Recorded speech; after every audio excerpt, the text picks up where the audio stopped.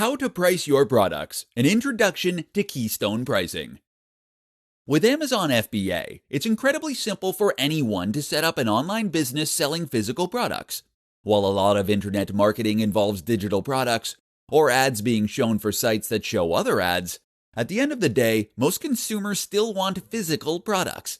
This is still where you are going to get the most revenue. And by using Amazon FBA, you'll be able to sell any physical product you choose with no setup or hassle. The downside of that? It means a lot of people can end up investing large amounts into business plans that haven't been properly thought out. It means that they might not, for example, have considered how they are going to price their products. So with that in mind, this presentation is going to provide one solution: keystone pricing.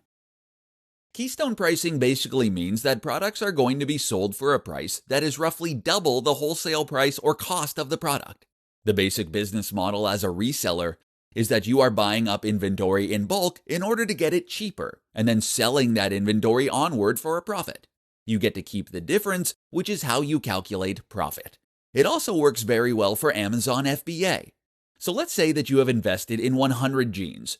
You paid $1,000 for these, meaning that they cost you $10 each. Keystone pricing would dictate that you sell them on for $20. This in turn would help you to sell them at a reasonable price while still keeping a healthy profit. Why don't customers just buy for that price direct? Mostly because wholesalers will only sell in bulk. Okay, so is this a perfect strategy? Not quite.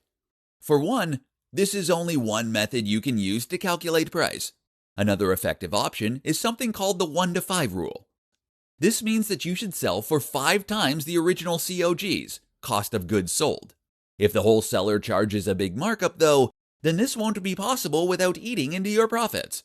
Then there is the issue of competition. What are the other companies selling their products for? Can you compete with them? What does the price tag you have added indicate about your product? And what about special deals and offers? Have you left room? These are all factors to consider when picking your price.